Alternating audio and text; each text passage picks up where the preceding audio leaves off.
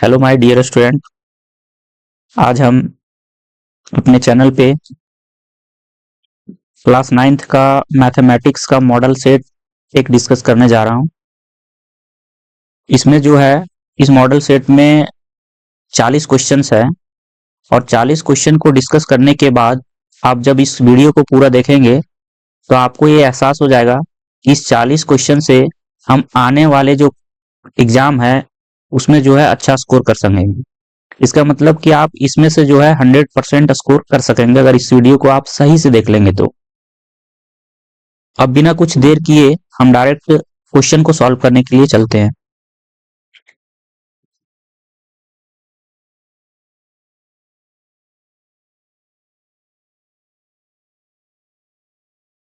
आइए question number first पे।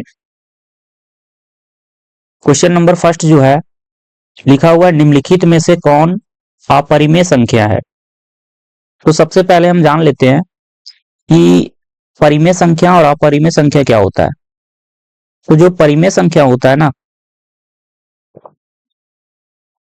परिमेय संख्या जो होता है, परिमेय संख्या जो होता है उसके कुछ कंडीशंस होते हैं।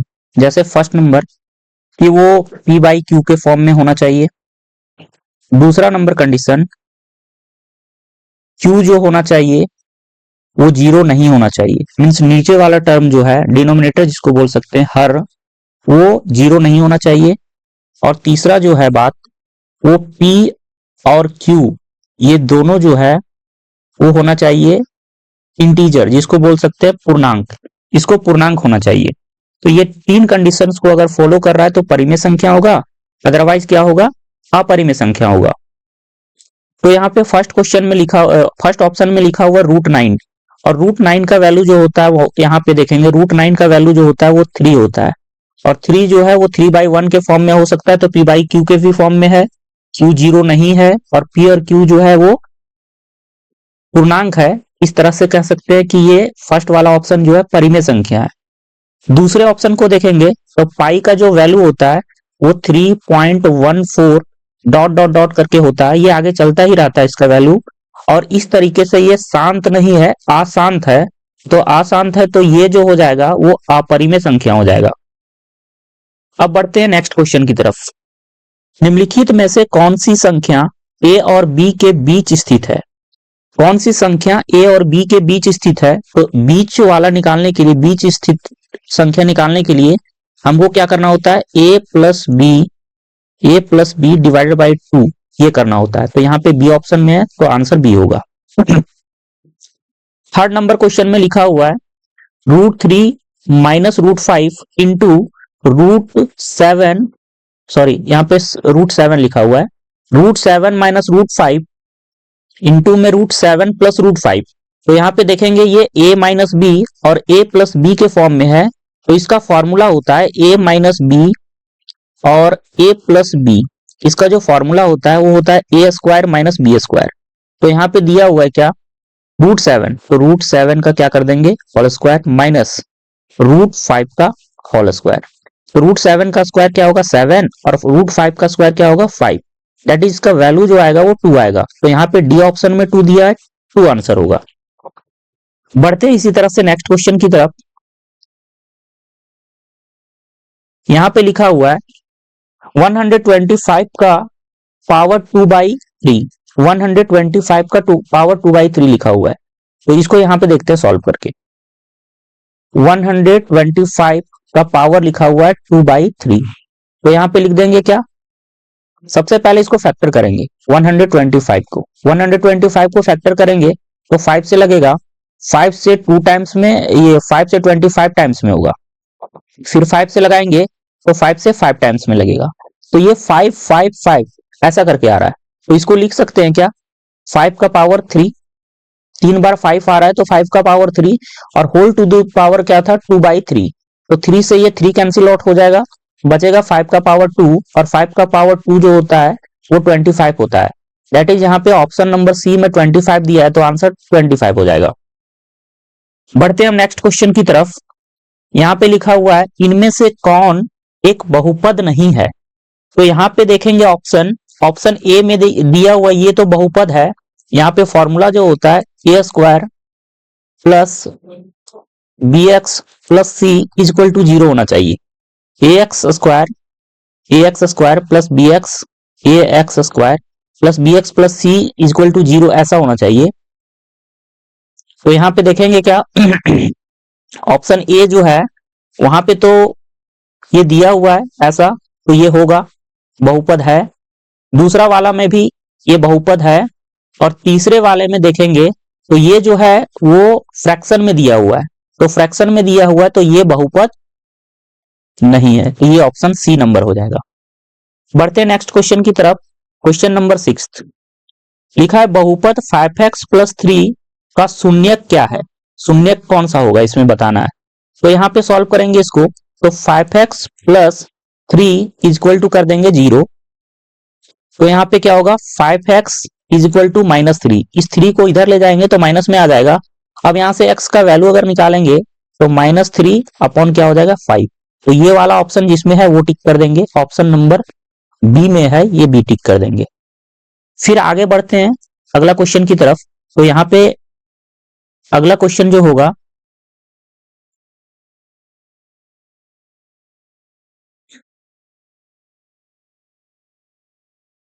अगला क्वेश्चन है 7 नंबर। यहाँ पे देखेंगे px इक्वल टू लिखा है यदि px equal to X cube plus X square plus X plus 1 हो तो p माइनस 1 का मान क्या होगा। इसका मतलब ये है कि जहां पर x है वहां पे क्या करना है हमको -1 पुट करना है। तो यहाँ पे ऐसे सॉल्व करेंगे p -1 इक्वल टू -1 का क्यूब प्लस -1 का स्क्वायर प्लस -1 प्लस 1। बस जहां जहां पर x था x की जगह पे -1 पुट कर दिया। अब इसको सॉल्व करेंगे, जब -1 को 3 टाइम्स मल्टीप्लाई करेंगे तो ये होगा -1 प्लस -1 को 2 बार मल्टीप्लाई करेंगे, स्क्वायर का मतलब 2 बार मल्टीप्लाई करना, तो +1 हो जाएगा। फिर यहाँ पे प्लस माइनस -1 होगा और यहाँ पे होगा +1। अब यहाँ पे देखेंगे माइनस प्लस कैंसिल, प्लस ये माइनस और प्लस कैंसिल, इसका जो आंसर आएगा 0 आएगा। तो इस हिसाब से इसका आंसर जो होगा बी होगा। बढ़ते हैं नेक्स्ट क्वेश्चन की तरफ। यहाँ पे लिखा हुआ है क्या x square plus 5x plus 6 का गुणनखंड क्या होगा। तो यहाँ पे देखते हैं x square plus 5x plus 6, इसका हमको फैक्टर करना है। तो हम ये जानते हैं कि a, अगर यहाँ पे इसको a कंसीडर किया जाए, इसको b कंसीडर किया जाए, इसको c कंसीडर किया जाए, तो a को c से मल्टीप्लाई करना होता है पहले। तो यहाँ पे क्या करेंगे 6 को इससे मल्टीप्लाई करेंगे तो 6x स्क्वायर, अगर x स्क्वायर को थोड़ी देर के लिए छोड़ दिया जाए, 6 को हम फैक्टर करेंगे तो यहाँ से 2 से लगेगा 2 से 3 टाइम्स में, फिर 3 से लगेगा 1 टाइम में। तो यहाँ पे देखेंगे किस तरह से इसको पेयरिंग कर सकते हैं। मतलब यहाँ पे हमको क्या करना है प्लस, अगर ये साइन प्लस है तो प्लस करके लाना है हमको 5x और मल्टीप्लाई करने पे आना चाहिए 6x स्क्वायर। तो ऐसा कुछ करना है हमको। तो इसको लिख सकते हैं क्या ऐसा, पहले एक बार क्वेश्चन लिख लेते हैं फिर से फ्रेश। यहाँ पे लिख सकते हैं एक्स स्क्वायर प्लस, इसको हम इस तरीके से पेयरिंग कर लेंगे, ये 2x कर लेंगे और प्लस में कर लेंगे 3x प्लस 6। तो यहाँ पे देखेंगे कि 2x प्लस 3x क्या हो जाएगा 5x हो जाएगा, और 2x को 3x से मल्टीप्लाई जब कर देंगे तो 6x स्क्वायर भी हो जाएगा। तो इसका मतलब ये सही है। अब यहाँ पे x कॉमन लेंगे तो x प्लस 2 बचेगा, और प्लस यहाँ से 3 कॉमन लेंगे तो यहाँ पे x प्लस 2 बचेगा। ध्यान ये रखना है कि यहाँ पे वाला और यहाँ पे वाला सेम होना चाहिए। तो यहाँ पे सेम है तो इन दोनों के बदले हम एक लिखेंगे, इन दोनों के बदले एक ही लिखेंगे, और फिर ये वाला और ये वाला एक साथ लिख देंगे x प्लस 3। तो इसका जो होगा फैक्टर ये होना चाहिए। ऑप्शन में जो है वो सी ऑप्शन में ये दिया हुआ है, तो इसका आंसर सी हो जाएगा। ठीक है, बढ़ते हैं नेक्स्ट क्वेश्चन, क्वेश्चन नंबर 9 की तरफ। लिखा y अक्ष पर स्थित किसी बिंदु का निर्देशांक निम्न में से किस रूप का होता है। अगर ये बोला y अक्ष मीन y एक्सिस की बात कर रहा है, तो y एक्सिस पे क्या होता है x का वैल्यू जो होता है, x का कोऑर्डिनेट जो होता है वो 0 होता है। तो अगर कोई भी पॉइंट होगा तो उसका कोऑर्डिनेट जो होगा, अगर यहाँ पे y अक्ष की बात कर रहा है तो यहाँ पे x जो होगा वो 0 होगा और y का वैल्यू कुछ होगा। तो जीरो और वाई के टर्म में कुछ होगा, तो जीरो और वाई के टर्म में जो है वो बी ऑप्शन में है, तो आंसर बी होगा। क्वेश्चन नंबर 10, बिंदु 37 की कोटि है, कौन सी कोटि है? कोटि, यहाँ पे कोटि इनमें से कौन है? एक होता है जो होता है क्या, एक होता है भुज और दूसरा होता है कोटि। तो भुज जो होता है वो एक्स एक्सिस को बोला जाता है और कोटि जो होता है वो वाई एक्सिस को बोला जाता है। ध्यान रखना ये कि एक्स एक्सिस को बोला जाता है भुज और वाई एक्सिस को बोला जाता है कोटि, है ना। तो यहाँ पे क्या होगा, जो कोटि पूछा है तो कोटि ऑप्शन में 7 जो है वो ऑप्शन सी में है, तो आंसर सी होगा। तो कोटि पूछा है तो आंसर सी हो जाएगा। बढ़ते हैं नेक्स्ट क्वेश्चन की तरफ।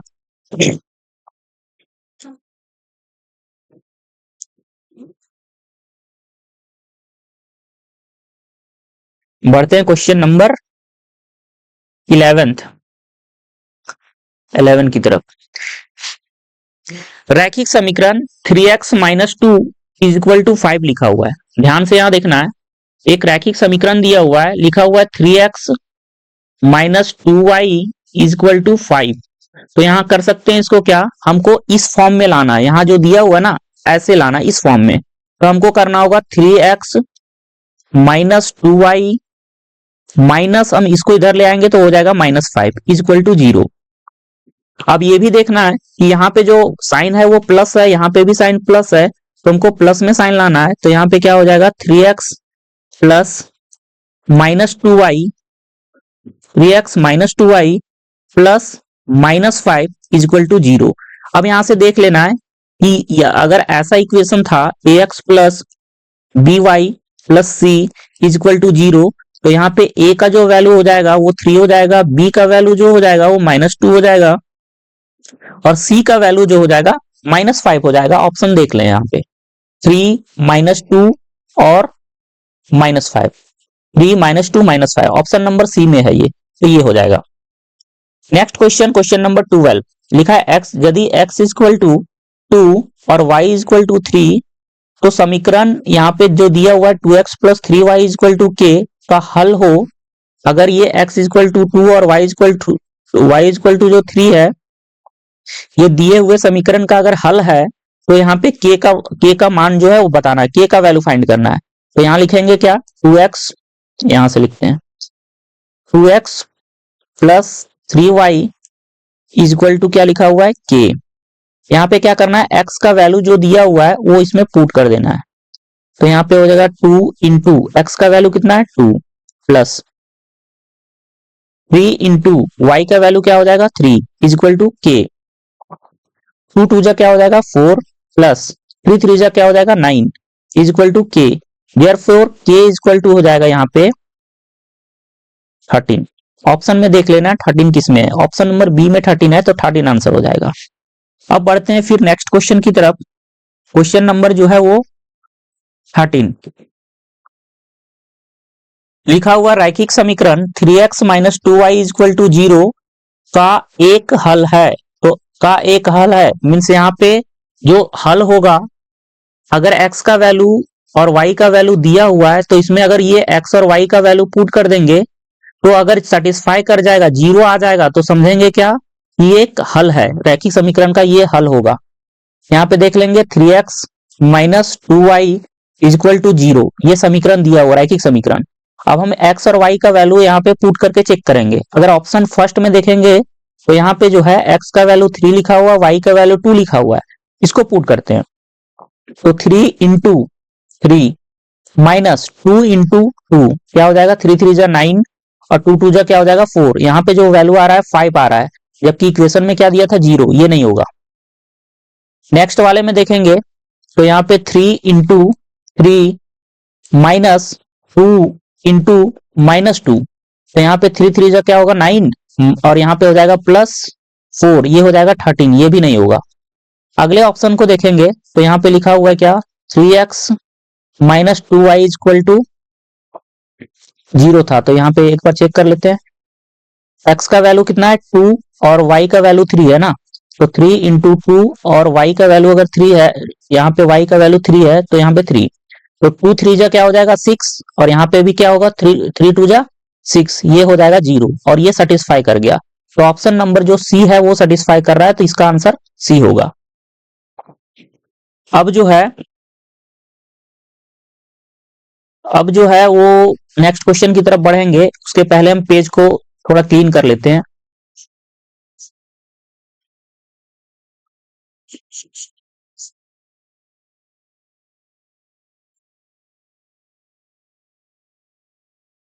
बढ़ते हैं हम नेक्स्ट क्वेश्चन की तरफ। अब यहाँ पे जो अगला क्वेश्चन है वो क्वेश्चन नंबर 14 है। लिखा है वो कथन जिसे सिद्ध किया जा सकता है कहलाता है। तो हम लोग ये पढ़े हुए हैं, जब परिमेय पढ़ रहे थे तो हम वहां पे देखे थे कि वैसे स्टेटमेंट जिसको हम प्रूफ करते हैं उसको परिमेय बोलते हैं, जिसको थ्योरम इंग्लिश में बोलते हैं। क्या? थ्योरम। तो ये होगा आंसर। क्वेश्चन नंबर 15, दो भिन्न बिंदुओं से होकर कितनी रेखाएं खींची जा सकती है? कितनी रेखाएं जा सकती है? तो अगर एक बिंदु ये है और दूसरा बिंदु ये है तो इससे सिर्फ एक ही रेखा जा सकता है। तो ऑप्शन में क्या होगा? एक, ये वाला ऑप्शन नंबर ए ये सही होगा। उसके नीचे जो है क्वेश्चन नंबर 16। अब 16 नंबर क्वेश्चन पे आते हैं हम। लिखा हुआ है 80 डिग्री का पूरक कोण का मान क्या होगा? तो हम लोग ये जानते हैं कि पूरक कोण क्या होता है? दो कोणों का जो योग होता है, दो कोणों का सम जो होता है, दो कोणों का सम जो होता है मीन्स योग जो होता है वो 90 डिग्री होना चाहिए। तो मान लेते हैं कि angle A plus angle B is equal to होना चाहिए क्या? 90 डिग्री। ये पूरक कोण का डेफिनेशन होता है। तो अगर एक एंगल मेरा 80 डिग्री दिया हुआ है तो दूसरा एंगल जो होगा एंगल बी, ये हमको फाइंड करना है, तो इज इक्वल टू 90 डिग्री होगा। तो angle B is equal to होगा 90 डिग्री माइनस 80 डिग्री। तो इज इक्वल टू क्या हो जाएगा यहाँ पे? 10 डिग्री। तो ऑप्शन में जो 10 डिग्री है उसको सेलेक्ट करना है और ये आंसर हो जाएगा। बढ़ते हैं हम नेक्स्ट क्वेश्चन की तरफ। नेक्स्ट क्वेश्चन जो है, नीचे दी गई आकृति में रेखाएं एक्स वाई और एम एन बिंदु ओ पर प्रतिच्छेद करती है। यदि पी ओ वाई 90 डिग्री और यहाँ पे ए इज टू बी मतलब ए अनुपात बी का वैल्यू जो है वो 2:3 दिया हुआ है, तो सी का मान ज्ञात करना है। यहाँ पे फिगर नहीं है, नेक्स्ट पेज में फिगर है। तो हम बढ़ते हैं नेक्स्ट पेज की तरफ, उसमें फिगर देख लेते हैं।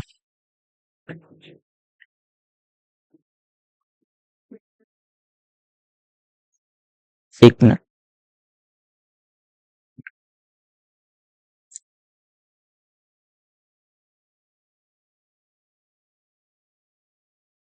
हाँ, यहाँ पे क्या है कि यहाँ पे दिया हुआ था क्या, एक एंगल जो है वो 90 डिग्री दिया हुआ है ना। दो रेखाएं यहाँ पे क्या कर रही है, एक दूसरे को प्रतिच्छेद कर रही है। एम एन है और एक्स वाई है। यहाँ पे जो है वो पी वो वाई जो है वो 90 डिग्री दिया हुआ है और ए इज टू बी इसका वैल्यू दिया है 2:3। तो ये मान लेते हैं कि 2 है और ये 3 है। तो यहाँ पे मान लेंगे कि जो अनुपात दिया है वो x है, अनुपात जो है वो x होगा। तो ये हो जाएगा 2x और ये हो जाएगा 3x। ठीक है ना, ये 2x और ये 3x और ये 90 डिग्री दिया हुआ है। तो एक बात क्लियर है कि किसी भी स्ट्रेट लाइन, अगर ये सरल रेखा है तो सरल रेखा पे अगर ये ऐसे करके 90 डिग्री बना हुआ है, तो अगर ये साइड वाला 90 है तो इधर साइड वाला भी इधर बनेगा 90 बनेगा। तो कंफर्म ये है कि 2x plus 3x is equal to 90 degree होना चाहिए। ठीक है, तो यहाँ पे क्या हो जाएगा 5x is equal to 90 degree. तो यहाँ से x का वैल्यू क्या आएगा 90 डिग्री डिवाइडेड बाई 5। 5 से कटेगा तो 18, x का वैल्यू आ गया 18 डिग्री। अब हम यहाँ पे पता करेंगे अगर 2x का वैल्यू क्या होगा, तो 2 इंटू एक्स का वैल्यू कितना 18। तो यहाँ पे आ जाएगा 36 डिग्री, सॉरी ये 36 है, 36 होगा। और दूसरा होगा 3 इंटू 18, तो ये हो जाएगा 54 डिग्री। तो यहाँ पे देख लेना कौन सा क्वेश्चन में क्या पूछा था, इसमें से वैल्यू जो पूछा था सी का वैल्यू पूछा था, ये वाला।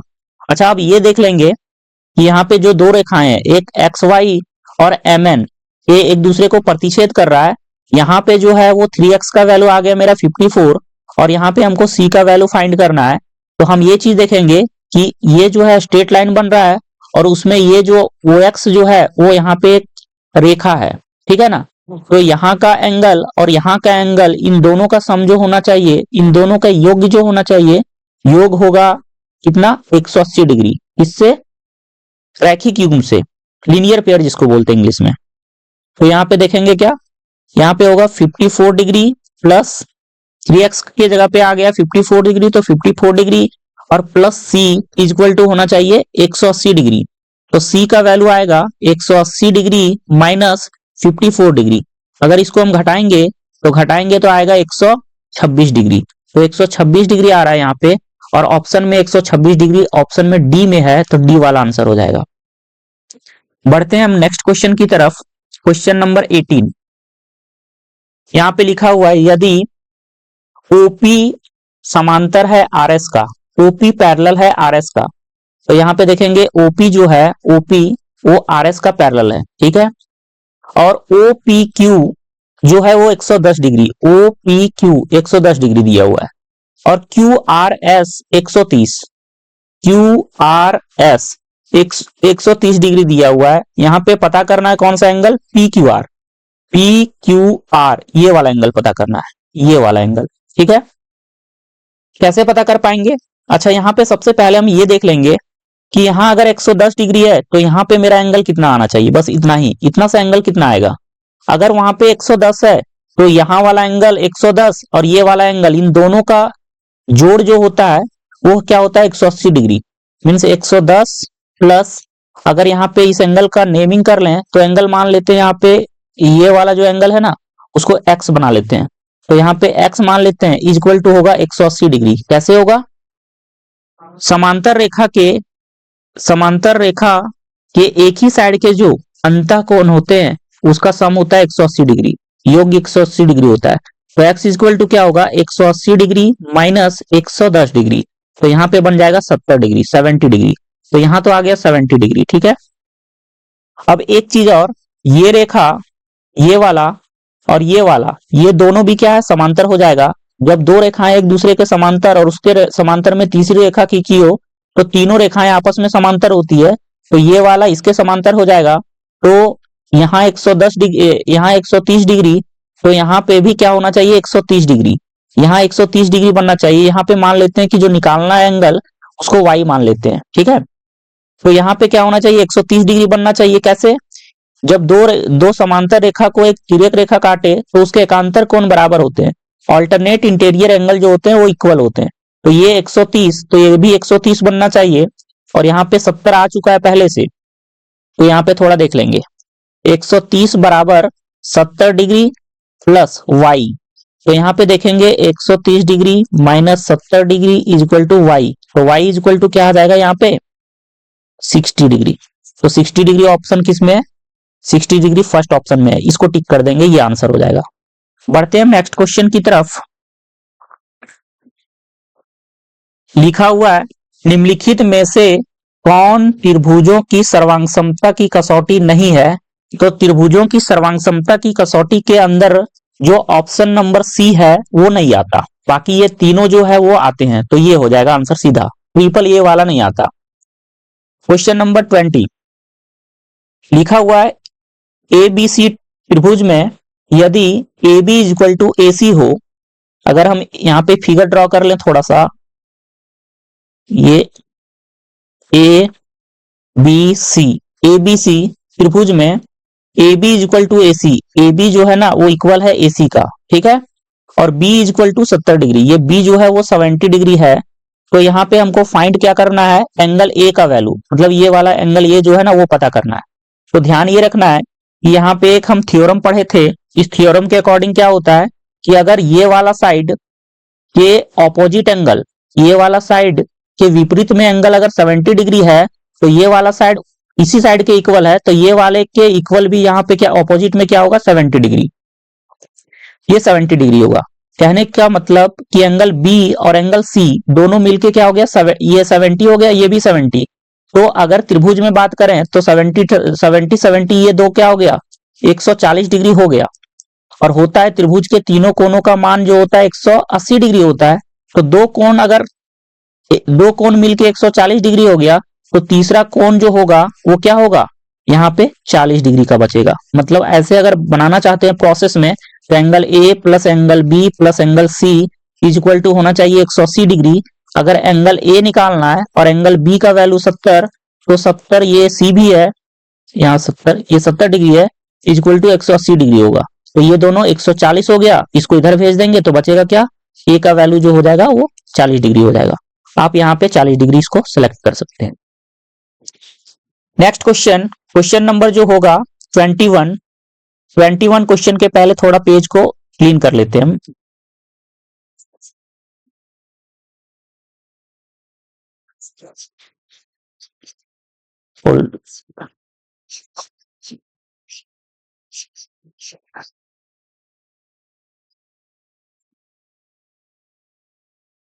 हाँ friends, next question, question number 21 लिखा है एक चतुर्भुज के कोण 2:3:5:8 के अनुपात में है, इस चतुर्भुज के सबसे बड़े कोण का मान क्या होगा। यहाँ पे जो है चतुर्भुज के कोणों का अनुपात दिया है, तो कोणों का अनुपात जो है उसको x मान लेंगे, तो यहाँ पे हो जाएगा 2x plus 3x plus 5x plus 8x equal to 360 degree. चतुर्भुज के चारों कोणों का योग जो होता है वो 360 डिग्री होता है। Angle A B C D अगर चारों को जोड़ देंगे तो 360 होना चाहिए। अगर इसके रेशियो को जोड़ेंगे तो देखते हैं कितना होता है, 3 और 2 5, 5 5 10 और 8 18 डिग्री, 18 डिग्री नहीं 18x माने थे तो x हो गया यहाँ पे 18x और बराबर हो गया 360 के, तो 18 से ये कटेगा तो ये आएगा 20 डिग्री, तो x का वैल्यू आ गया यहाँ पे 20 डिग्री। अब यहाँ पे सबसे बड़ा कोण पूछा है तो डायरेक्टली हम सभी कोण नहीं निकालेंगे, डायरेक्ट हम चल जाएंगे जो बड़ा रेशियो उसमें, यहाँ पे बड़ा रेशियो 8 है तो यहाँ पे 8x का वैल्यू निकालेंगे, 8 इंटू 20 मीन्स 160 डिग्री। तो बड़ा कोण जो हो जाएगा यहाँ पे देखेंगे 160 डिग्री, ऑप्शन सी है, तो ये सी आंसर हो जाएगा। बढ़ते हैं हम नेक्स्ट क्वेश्चन की तरफ। Next question, question number 22 direct इसमें पूछा हुआ है निम्नलिखित में से किनके विकर्ण समकोण पर समद्विभाजित होते हैं। मीन्स एक यहाँ पे क्या है, ये मान लो चतुर्भुज है और चतुर्भुज के अगर यहाँ पे पूछा है कि विकर्ण, एक चतुर्भुज अगर हम ऐसे करके बना दें तो इसके विकर्ण का बात बोल रहा है, ये और ये विकर्ण जो होता है कि किसके विकर्ण समकोण पर समद्विभाजित करते हैं। मतलब यहाँ पे जो बनेगा ना वो 90 डिग्री बनाते हुए, ये 90 डिग्री बनाते हुए समद्विभाजित करते हैं, मीन्स दो बराबर भागों में बढ़ते हैं। मतलब ये जो है इसके बराबर और ये वाला जो है वो इसके बराबर हो तो जाते हैं, लेकिन यहाँ 90 डिग्री बनाते हुए करते हैं ये काम। तो ये समचतुर्भुज होता है, ये हम चैप्टर में पढ़ाए थे। अगर आप इसमें इस चैनल में बने रहेंगे तो आप इसमें वीडियो ये आपको ये क्लियर हो गया होगा कि इस चैप्टर को हम पहले ही पढ़ाए थे। 23 नंबर, क्वेश्चन नंबर नेक्स्ट 23 लिखा आयत के भुजाओं के मध्य बिंदु को मिलाने से बनने वाला चतुर्भुज क्या होगा। अगर हम यहाँ पे थोड़ा सा फिगर देखें, अगर ये आयत है तो इसके मध्य बिंदु मीन्स इसके मध्य बिंदु, ये वाला एक मध्य बिंदु, ये वाला मध्य बिंदु मिड पॉइंट, ये मिड पॉइंट है, ये मिड पॉइंट है। अगर इसके भुजाओं के मध्य बिंदु को आपस में ऐसे करके मिला दिया जाए तो ये कौन सा चतुर्भुज होगा, तो ये भी समचतुर्भुज होगा। ये हम पहले ही अपने चैनल पे लेक्चर दे चुके हैं इसके बारे में जब चैप्टर चल रहा था। ठीक है, ये आंसर हो जाएगा समचतुर्भुज। क्वेश्चन नंबर 24 को देखेंगे, यहाँ पे लिखा है आकृति में एबीसीडी एक समांतर चतुर्भुज है जिसमें बीसी जो है ना, यहाँ पे आकृति दिया हुआ है और ये बीसी का वैल्यू यहां से लेकर यहां तक का वैल्यू दिया है 12 सेंटीमीटर, 12 सेंटीमीटर, और ए का जो वैल्यू है वो 6 सेंटीमीटर, ये 6 सेंटीमीटर दिया हुआ है। तो समांतर चतुर्भुज का क्षेत्रफल निकालना है। तो एरिया जो हो जाएगा या फिर क्षेत्रफल जो होगा वो क्या होता है 1/2, सॉरी ये जो होता है आधार गुने ऊंचाई होता है, आधार गुने ऊंचाई, या फिर इंग्लिश में बोल सकते हैं बेस इंटू हाइट। तो बेस कितना है यहाँ पे 12 और हाइट कितना है 6, तो यहाँ पे हो जाएगा 72, मल्टीप्लाई करेंगे तो 72 सेंटीमीटर स्क्वायर। तो ऑप्शन देखेंगे सी में 72 सेंटीमीटर स्क्वायर है, ये हो जाएगा। बढ़ते हैं दोस्तों नए क्वेश्चन, नेक्स्ट क्वेश्चन की तरफ। नेक्स्ट क्वेश्चन जो है वो है एक समांतर चतुर्भुज और एक त्रिभुज एक ही आधार तथा समांतर रेखाओं के बीच स्थित है। मीन्स कुछ ऐसा कहा जा रहा है कि एक समांतर चतुर्भुज है अगर ये हम समांतर चतुर्भुज थोड़ा सा मान लेते हैं कि ये समांतर चतुर्भुज है, तो ये समांतर चतुर्भुज और इसी के बेस पे मतलब इसी के आधार पे एक त्रिभुज भी बना हुआ है, तो कुछ ऐसा त्रिभुज बना हुआ है, ठीक है ना। एक ही आधार और समांतर रेखा, तो ये दोनों समांतर रेखा और ये दोनों समांतर रेखा के बीच में एक त्रिभुज भी बन गया और यहाँ पे एक समांतर चतुर्भुज भी है।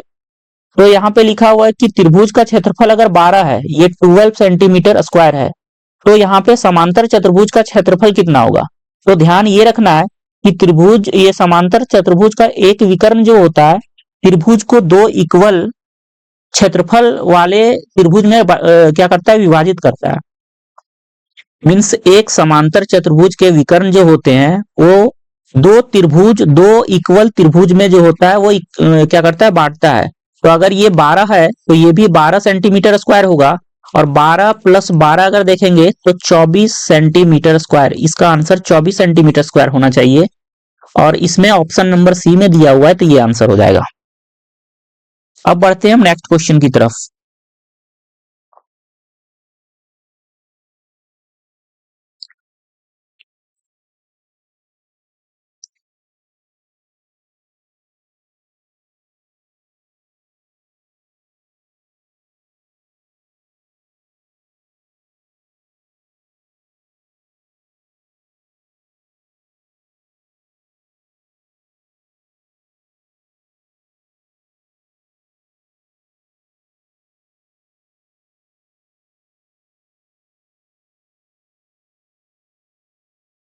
थोड़ा वेट कीजिएगा दोस्तों। हाँ, अब जो क्वेश्चन नंबर नेक्स्ट है वो जो है 26 नंबर क्वेश्चन है। यहाँ पे लिखा हुआ है वृत्त की सबसे बड़ी जीवा होती है। इसमें से पूछा हुआ क्वेश्चन है कि सबसे बड़ी जीवा जो वृत्त की होती है वो कौन होती है।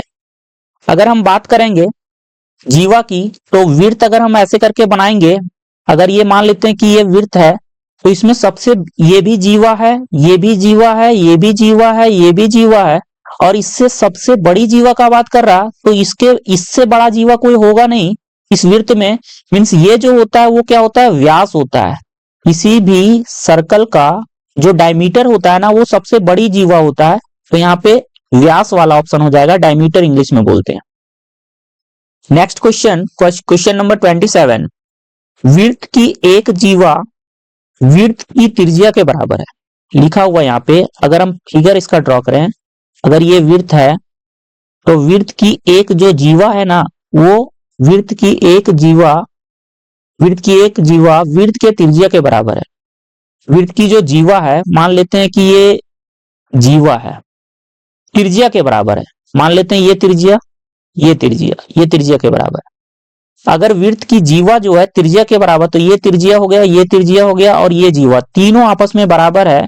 अगर तीनों साइड आपस में बराबर है तो यहाँ पे बन जाएगा क्या, समबाहु त्रिभुज। और समबाहु त्रिभुज के क्या होते हैं, प्रत्येक कोण जो होते हैं वो 60 डिग्री के होते हैं। इसलिए इसका आंसर जो हो जाएगा वो 60 डिग्री वाला ऑप्शन, ऑप्शन नंबर सी, ये हो जाएगा। बढ़ते हैं क्वेश्चन नंबर 28 की तरफ। लिखा हुआ है आकृति में एंगल ACB का मान क्या होगा। What is the value of angle ACB in this given figure. तो यहाँ पे हम देखेंगे, एक थ्योरम जानते हैं, सर्कल से रिलेटेड है, जो कि मैं इस अपने चैनल पे पहले ही पढ़ाया हूँ, चैप्टर जब पढ़ा रहा था उस समय। अगर यहाँ पे ये वाला बात करेंगे, ये सेंटर वाला कोण अगर यहाँ पे 50 डिग्री का दिया हुआ है, या फिर यहाँ पे जो भी होगा, यहाँ पे अगर थीटा डिग्री का, यहाँ पे सेंटर पे थीटा डिग्री बन रहा है, तो यहाँ पे जो परिधि पे बन रहा होगा वो θ/2 होना चाहिए। थीटा का मतलब कोई एंगल है। अगर यहाँ पे 50 डिग्री है तो उसी तरह से 50 डिग्री का आधा बनेगा यहाँ पे परिधि पे, तो यहाँ पे हो जाएगा 25 डिग्री। ऑप्शन में देखेंगे, ऑप्शन सी में लिखा हुआ 25 डिग्री, 25 डिग्री इसका आंसर हो जाएगा। बढ़ते हैं दोस्तों नेक्स्ट क्वेश्चन की तरफ। नेक्स्ट क्वेश्चन जो है वो 29 है और ये लिखा हुआ है एक त्रिभुज ABC में AB इक्वल टू 6 सेंटीमीटर। एक त्रिभुज है ABC में और यहाँ पे A जो है वो 90 डिग्री वाला त्रिभुज है। एक मिनट यहाँ पे बनाते हैं। A जो है वो 90 डिग्री है, मान लेते हैं ये B होगा और ये C होगा। लिखा है AB इक्वल टू 6 सेंटीमीटर। ये AB जो है ना वो 6 सेंटीमीटर लिखा हुआ है।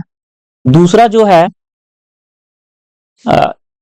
एबीसी में AB इक्वल टू 6 सेंटीमीटर तथा ए का वैल्यू जो है यहाँ पे एंगल ए का 90 डिग्री दिया हुआ है। बोल रहा है इस त्रिभुज की रचना संभव नहीं है यदि बीसी तथा एसी का योग होगा। मीन्स ये बीसी और एसी का जो सम होगा, इन दोनों के जो साइड का सम होगा, साइड का जो लेंथ होगा उसका सम क्या होगा, जो कि एक त्रिभुज की रचना नहीं करेगा। तो ध्यान रखना है कि एक थ्योरम पढ़े थे जब चैप्टर हम डिस्कस कर रहे थे त्रिभुज वाला, कि ये दोनों जो साइड होगा उस साइड का सम जो होना चाहिए तीसरे से क्या होना चाहिए, बड़ा होना चाहिए। तो तीसरे से बड़ा तो ये वाला तो बड़ा है, 6 से बड़ा है, ये 6 से बड़ा 10 दिया हुआ है, ये 6 से बड़ा 8 दिया हुआ है, लेकिन ये 6 के बराबर दिया हुआ है। तो अगर ये वाला लेंथ रहेगा तो इससे जो है त्रिभुज की रचना नहीं होगी। क्वेश्चन नंबर 30 नंबर क्वेश्चन पे पहुंच गए हैं। लिखा है उस त्रिभुज का क्षेत्रफल क्या होगा जिसकी भुजाएं 5 सेंटीमीटर 12 सेंटीमीटर तथा 13 सेंटीमीटर है। अगर हम एक त्रिभुज का बात करेंगे तो ये जो है वो सबसे पहले पता करना होगा कि कौन सा त्रिभुज है, और इसका हमको क्षेत्रफल भी निकालना है।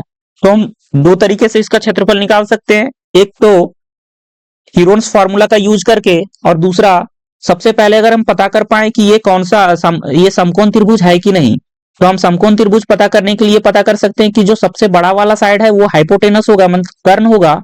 तो 13 का स्क्वायर क्या होगा, 169। कर्ण का स्क्वायर क्या होता है, कर्ण का स्क्वायर जो होता है वो लंब का स्क्वायर प्लस आधार के स्क्वायर के बराबर होता है। तो कर्ण जो है वो 13 है, तो 13 का स्क्वायर जो है वो लंब किसी इन दोनों में से किसी को लंब मान लेते हैं 5 को लंब है, तो 5 का स्क्वायर, और इसको आधार मान लेते हैं कितना, 12 को, तो 12 का स्क्वायर है ना। तो ये हो जाएगा 169, और ये हो जाएगा 25, और ये हो जाएगा 144। तो यहाँ पे हो गया 169 सम करेंगे तो, और यहाँ पे भी हो गया 169, मतलब दोनों जो है वो 169 के बराबर है। मीन्स यहाँ पे जो है वो समकोण त्रिभुज है, ये वेरीफाई हो गया। तो हम यहाँ पे देखेंगे कि इसको अगर 5 ले रहे हैं, इसको 12 ले रहे हैं, तो सबसे बड़ी साइड जो होती है वो क्या होगा, यहाँ पे 13 दिया है तो 13 होगा, ये हो जाएगा कर्ण। त्रिभुज का फॉर्मूला जो होता है वो क्या होता है, 1/2 गुने बेस इंटू हाइट, या फिर बोल सकते हैं 1/2 गुने आधार गुने ऊंचाई। तो 1/2 बेस का वैल्यू 12 होगा और हाइट का वैल्यू जो होगा वो 5 होगा। 2 से काटेंगे तो ये 6 टाइम्स में, तो 6 इंटू 5 ये हो जाएगा 30 सेंटीमीटर स्क्वायर। ऑप्शन देखेंगे 30 वाला कौन सा है, ये ऑप्शन ए है, इसको टिक करेंगे। Next question, question number 31। यहाँ पे क्वेश्चन नंबर 31 जो है उस समबाहु त्रिभुज का क्षेत्रफल क्या होगा जिसकी प्रत्येक भुजा जो है वो 2√2 सेंटीमीटर है। मीन्स साइड जो है, यहाँ पे साइड जो है वो दिया हुआ है, भुजा जिसको बोलते हैं 2√2 सेंटीमीटर, और इसका क्षेत्रफल जो होता है एरिया इक्वल टू होता है √3/4 इंटू साइड स्क्वायर, या फिर साइड इंटू साइड बोल सकते हैं। तो √3/4 इंटू साइड कितना है, 2√2, और साइड स्क्वायर का मतलब ये 2 बार मल्टीप्लाई करना है, 2√2 फिर से मल्टीप्लाई करना है। ध्यान देंगे √3/4 इंटू ये 2 को 2 से मल्टीप्लाई करेंगे बाहर तो हो जाएगा 4, और √2 इंटू √2 क्या होता है 2 होगा, तो 2 से 2 कैंसिल कट जाएगा। यहाँ पे जो आंसर होगा वो 4√3 सेंटीमीटर स्क्वायर होगा, 4√3। तो 4√3 वाला आंसर 4√3, एक मिनट, यहाँ पे जो है कितना दिया था, 2√2 ना, 2√2 और 2√2, 2 जा 4, √2 अच्छा यहाँ पे 2 बचा हुआ था, ये 2 होगा, और 2 से इसको काटेंगे तो क्या होगा, 2 टाइम्स में कटेगा। तो यहाँ पे जो है फाइनली 2√3 वाला आ रहा है ऑप्शन, 2√3 ये वाला हो जाएगा 2√3, ठीक है ना। ये 2 छूट गया था नीचे पे, ये 4 को जो डिवाइड किए थे ना, 2 जा 4 होगा। अब हम बढ़ते हैं नेक्स्ट क्वेश्चन की तरफ। नेक्स्ट क्वेश्चन जो है वो 32 लिखा हुआ है, एक शंकु के आधार का व्यास, मीन्स एक शंकु है जिसका व्यास दिया हुआ है, व्यास को डायमीटर d से दिखाते हैं, तो d इक्वल टू दिया हुआ है कितना, 10.5 सेंटीमीटर, ठीक है ना। और इसकी तिर्यक ऊंचाई, और तिर्यक ऊंचाई को हम L से दिखाते हैं, L से डिनोट करते हैं, तो यहाँ पे L इक्वल टू लिखा हुआ है 10 सेंटीमीटर। तो शंकु के वक्र पृष्ठीय क्षेत्रफल को बोलते हैं curve surface area, CSA short में बोलते हैं, कर्व सरफेस एरिया, या फिर आप वक्र पृष्ठीय क्षेत्रफल भी लिख सकते हैं। तो इसका फॉर्मूला जो होता है वो होता है पाई आर एल। तो बस पुट कर देना, पाई का वैल्यू यहाँ पे कुछ नहीं दिया तो 22/7 अपने मन से ले लेंगे। आर का वैल्यू क्या हो जाएगा यहाँ पे, इसका आधा मीन्स 10.5 का आधा, डायमीटर का आधा क्या होता है, रेडियस। तो यहाँ पे पॉइंट हटाएंगे तो यहाँ पे आएगा 0 मीन्स 105/20। इसको काट सकते हैं, 5 से अगर काटेंगे तो यहाँ पे 21 बार में, और 5 से काटेंगे तो 4 बार में, मीन्स 21/4। तो यहाँ पे 21/4 पुट कर देंगे। एल का वैल्यू कितना हो जाएगा, 10। अब इसको अगर थोड़ा सिंप्लीफाई करेंगे, सॉल्व करेंगे, तो यहाँ पे 7 से 3 बार में कट जाएगा, और यहाँ पे 4 से काटेंगे तो 4 को काटेंगे 2, और यहाँ से काटेंगे 11, और ये 2 से काट लेंगे क्या, 5। बच क्या गया, इधर बच गया 5 दिया 15, और 15 गुणे 11, 15 गुणे 11 अगर इसको करेंगे तो 165 आएगा। मीन्स इसका आंसर जो होगा वो 165 सेंटीमीटर स्क्वायर वाला देख लेंगे। यहाँ पे ऑप्शन जो है 165 कहाँ है, यहाँ पे ऊपर में 165 ऑप्शन नंबर सी में है, तो ये हो जाएगा आंसर। अगला लिखा हुआ है यदि एक बेलन, अच्छा उसके पहले हम थोड़ा पेज को इरेज कर लेते हैं, पेज को क्लीन कर लेते हैं।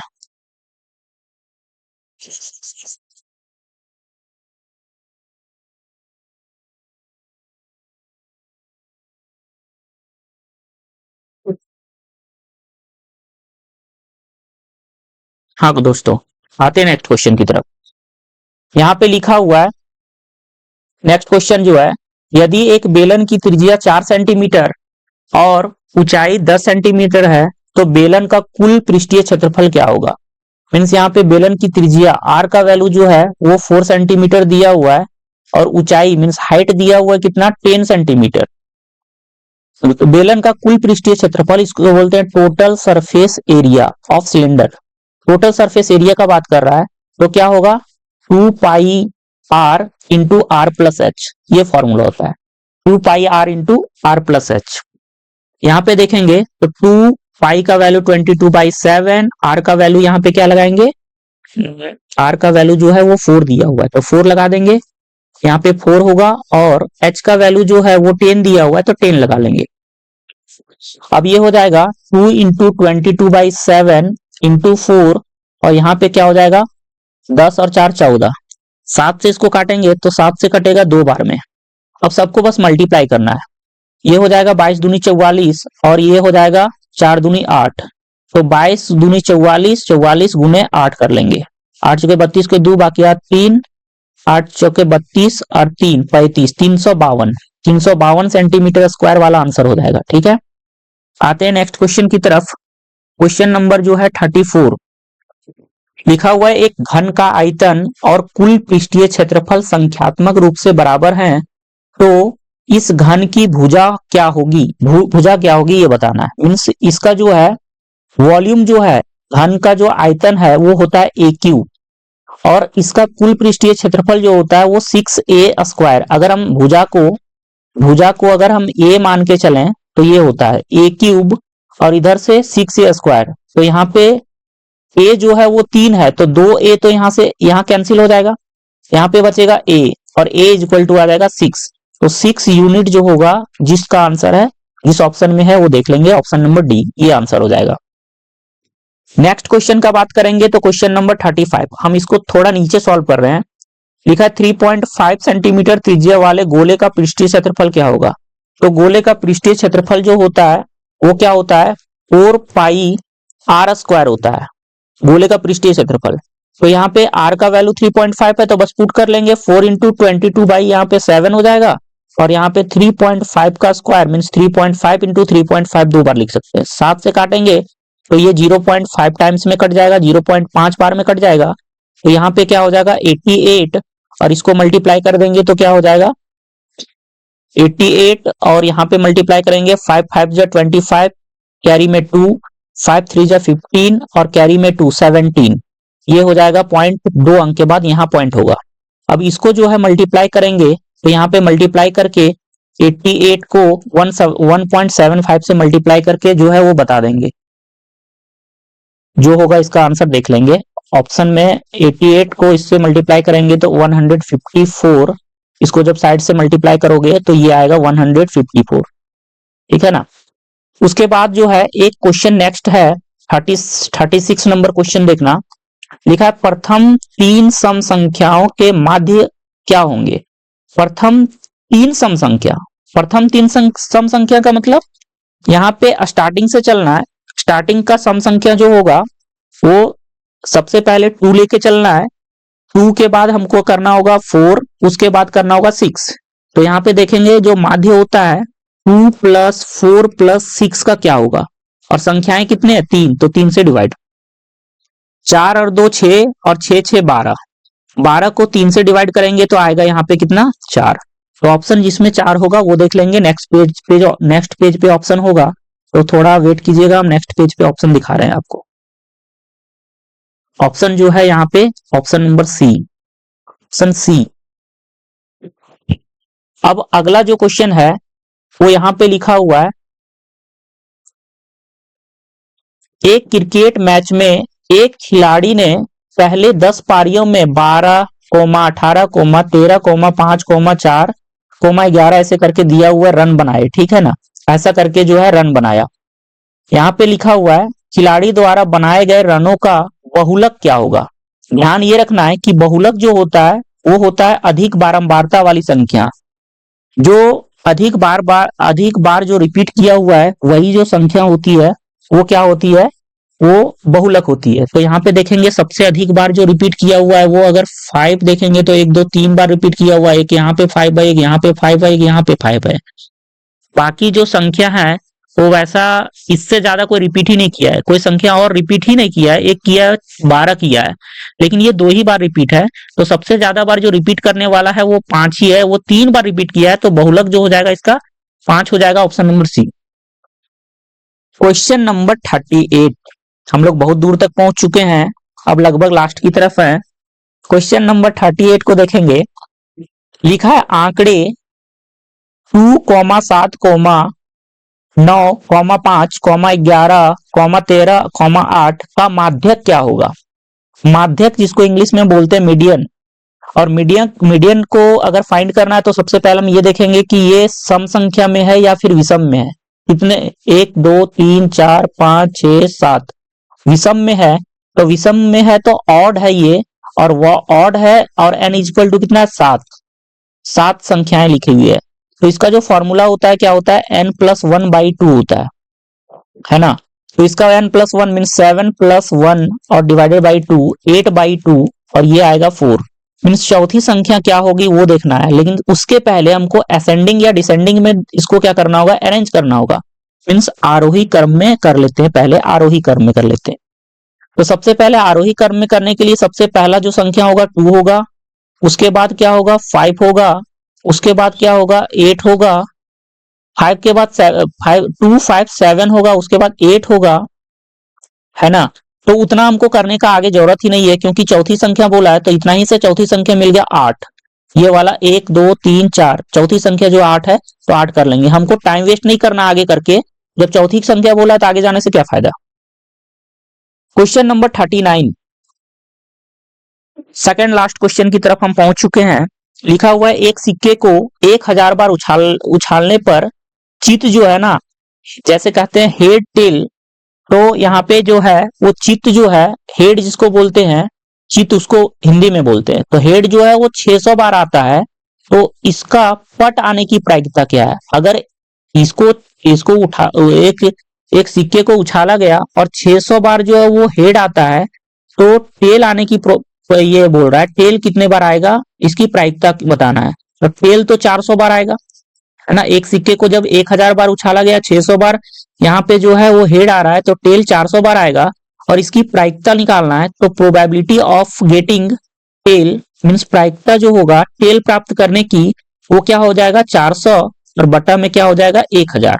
तो 2 जीरो से 2 जीरो कैंसिल, 2 से ये 4 कटेगा 2 बार में, और 2 से ये 5 बार में 10 कटेगा, तो 2/5 जो इसका ऑप्शन होगा 2/5 ऑप्शन में देख लेंगे, ऑप्शन नंबर बी इसका आंसर ये होगा। फाइनली हम लास्ट क्वेश्चन की तरफ पहुंच चुके हैं। अब ये मेरा लास्ट क्वेश्चन है इस मॉडल सेट का। निश्चित रूप से घटित होने वाली घटना की प्रायिकता क्या होती है?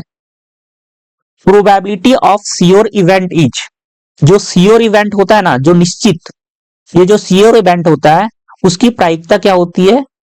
1 होती है। ऑप्शन नंबर सी हो जाएगा और ये 1 हो जाएगा इसका आंसर, ठीक है ना। फाइनली दोस्तों, आप इस वीडियो को जो है वो अंत तक शुरू से देखें, शुरू से अंत तक देखें और एक एक जो बात मेरा एक्सप्लेन किया गया है उसको आप ध्यान से समझें। अगर इस बात को एक एक करके आप ध्यान से समझेंगे तो सिर्फ ये मॉडल सेट में नहीं, आपको जो अगला मॉडल सेट होगा जिसको हम प्रोवाइड करेंगे आपको, उसमें भी आपको समझने में चीजें आसानी होगी, वो अच्छे से आप खुद से ही सॉल्व कर सकेंगे। बहुत सारी चीजें इसमें कंसेप्ट वाला भी मैं बताया हूं, जो चैप्टर में आप लोग नहीं बने थे पहले से। अगर आप इस चैनल पे लगातार जुड़े रहेंगे तो आगे आने वाले दिन में मैं लगातार ऐसे ही वीडियो बनाता रहूंगा और आपका जो है वो मैं गारंटी दिलाता हूं कि आपका 100 मार्क्स कंप्लीट जो होता है ना, 100 मार्क्स दिलवाऊंगा, ठीक है ना। आप इस चैनल पे बस रेगुलर बने रहिए, मैं वादा करता हूं कि आपको 100% मार्क्स जो है दिलवाऊंगा तो दिलवाऊंगा। और मैं भी 100% इसमें जो है काम कर रहा हूं और हम ये जो वीडियो है वो लगातार बनाए रखेंगे। इसी तरह से हम अपने चैनल पे जो है लगातार वीडियो डालते ही रहेंगे और आप जो है फाइनली इसको देखते रहिए और साथ ही साथ अपने दोस्तों को लाइक, शेयर और सब्सक्राइब करने के लिए बोलना मत भूल जाइएगा, क्योंकि जो मेहनत मैं कर रहा हूं, मेहनत मैं तभी करूंगा जब आप लोग इसको थोड़ा मेरे लिए सपोर्ट कीजिएगा, क्योंकि मैं आपका गारंटी ले रहा हूं तो उसके लिए आपका तो कुछ तो फर्ज बनता है। थैंक यू दोस्तों। अब मैं इस वीडियो को यहीं अंत कर रहा हूं और इसके लिए थैंक यू, पूरा दिल से धन्यवाद।